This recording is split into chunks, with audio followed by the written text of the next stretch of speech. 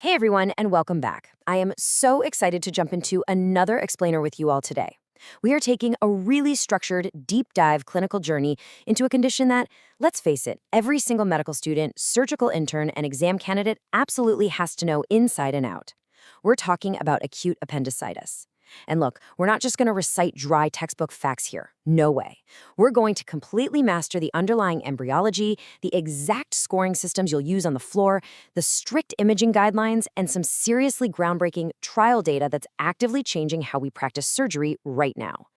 To get us started, I want to pose a classic clinical mystery right to you. Think about this. Why does acute appendicitis start off as this vague, dull ache around the belly button, but then a few hours later, it seemingly jumps all the way down to the right lower quadrant? I can guarantee you one thing right now. If you're on rounds and your attending asks you this and you say, well, the infection moves, you are going to lose points on the spot. The appendix literally hasn't gone anywhere. So it actually changed. Well, here is our roadmap to figure that out. We're going to cover the path of pain, clinical scoring systems, guidelines for imaging, management, and the CODA trial, and then we'll wrap up with a high-yield exam summary. Starting with Section 1, the path of pain, focusing on embryology and migration. Okay, so the secret to understanding this whole clinical presentation, it's basically all in the embryology. You see, the appendix is a midgut structure.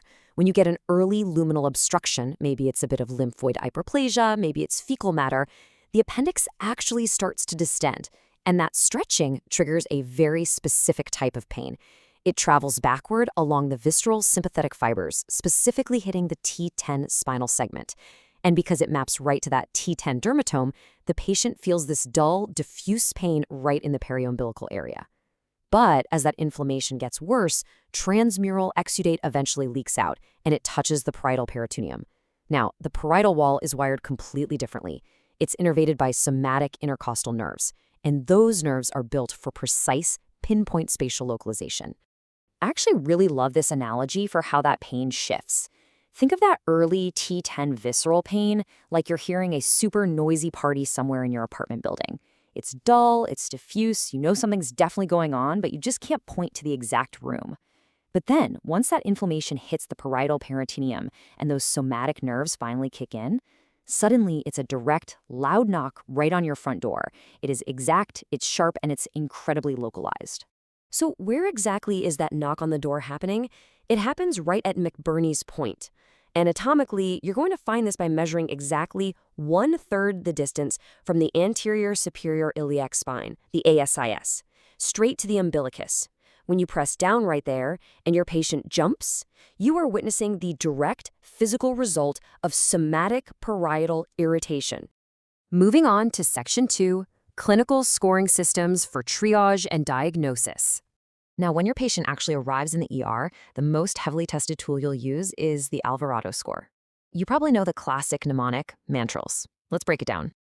Migration of pain gets 1 point. Anorexia gets 1 point. Nausea or vomiting, that's 1 point.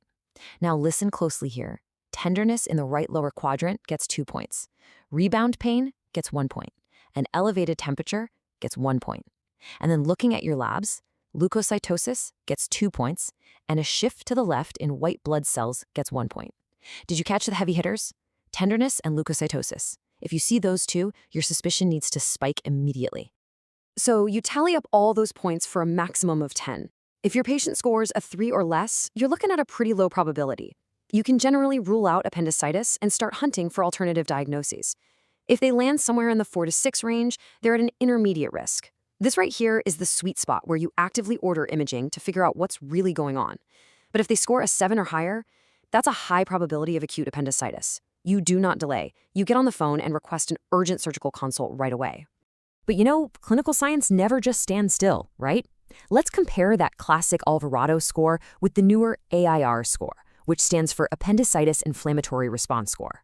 While Alvarado relies mostly on clinical signs and basic labs, and it's honestly great for ruling out appendicitis, the AIR score is rapidly replacing it in the European and WSES guidelines. Why is that? Well, it's because the AI score actually incorporates objective, quantitative inflammatory markers. We're talking specifically about C-reactive protein, or CRP, and exact neutrophil percentages. This gives the AI score a noticeably higher specificity in clinical trials, which is a real game changer for preventing unnecessary surgeries. All right, Section 3, Guidelines for Imaging based on the WSES diagnostic pathway. We have to be incredibly careful here, folks, because we want to avoid overexposing vulnerable populations to unnecessary radiation. It's absolutely crucial. The cardinal rule of this diagnostic pathway is simple. Ultrasound is always first line for pediatric patients and pregnant women. During that ultrasound, the tech is looking for a non-compressible, blind-ending tubular structure with a diameter greater than 6 millimeters. But if you're dealing with adult men or non-pregnant women, a low-dose non-contrast CT or contrast-enhanced CT becomes your absolute gold standard. It boasts a sensitivity and specificity that easily exceeds 95%. So when you actually pull up that CT scan on your screen, what exactly are you hunting for? You want to train your eye on 4 cardinal criteria. First, check for an enlarged appendix over 6 millimeters in outer diameter. Second, see if the wall thickness is greater than 2 millimeters. Third, look right around the organ for periappendiceal fat stranding. If you're not used to seeing it, it kind of looks like these hazy, hyperdense white streaks scattered all throughout the dark visceral fat.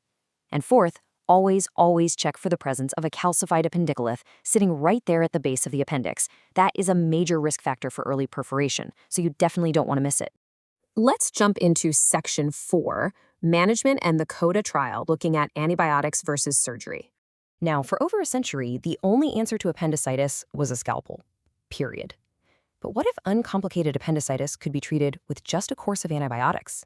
Well, the landmark CODA trial, which was published in the New England Journal of Medicine back in 2020, set out to answer exactly that.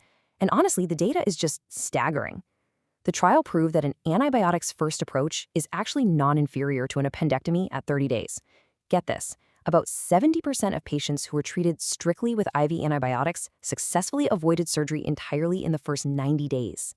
That is a massive paradigm shift for the surgical world. But we can't just stop there. We have to look at the whole picture. The really crucial takeaway comes from the long-term data. The catch here is a 30% recurrence rate. So that means at the 1-year mark, 30% of the patients in that antibiotics-first group wind up needing an appendectomy eventually anyway. Which brings us to a massively important detail that I like to call the board exam nuance. Remember that calcified appendicolith we talked about looking for on the CT scan? Well, the CODA trial revealed that patients who had an appendicolith faced a significantly higher risk of antibiotic failure and complications. In fact, nearly 40% of those specific patients had to have a rescue appendectomy within just 48 hours. So the big takeaway? If you see a calcified stone on that scan, conservative management is highly likely to fail. Because of those exact failure rates and that lingering risk of recurrence we talked about, the definitive conclusion from the WSES guidelines is still crystal clear. Laparoscopic appendectomy remains the absolute gold standard for both uncomplicated and complicated appendicitis. It just gives patients a much faster recovery time and significantly lower surgical site infection rates compared to traditional open surgery. So while antibiotics are undeniably an incredible tool, the surgical approach is still king. Finally, Section 5, our high-yield exam summary covering the top 4 takeaways. Let's lock all this knowledge in with a final summary. Number 1, that classic pain shift is driven by early visceral T10 sympathetic signals shifting over to localized somatic parietal peritoneal irritation. Number 2, for triage, lean on the MANTRELS mnemonic for the Alvarado score, and remember that tenderness and leukocytosis get the heavy 2 points. A score of 3 or less rules it out, 7 or more means you're calling surgery. Number 3, always use ultrasound first in kids and pregnant women to avoid radiation, but remember the low-dose CT scan is your gold standard for adults. And number 4, while an antibiotics-first approach definitely works for select uncomplicated cases, spotting an appendicolith on that CT scan dramatically spikes the risk of non-operative failure. So, we've seen how precise embryology totally explains our clinical exams, how scoring systems guide our imaging choices, and how trials like CODA are pushing the boundaries of traditional management. But I want to leave you with one final thought to chew on as you continue your studies. Think about this. If a course of antibiotics can successfully cure 70% of cases today, will the scalpel eventually become completely obsolete for uncomplicated appendicitis in the future? Surgical science is evolving incredibly fast, and you are going to be the ones practicing in that future. Keep learning, stay sharp, and we'll see you on the next explainer.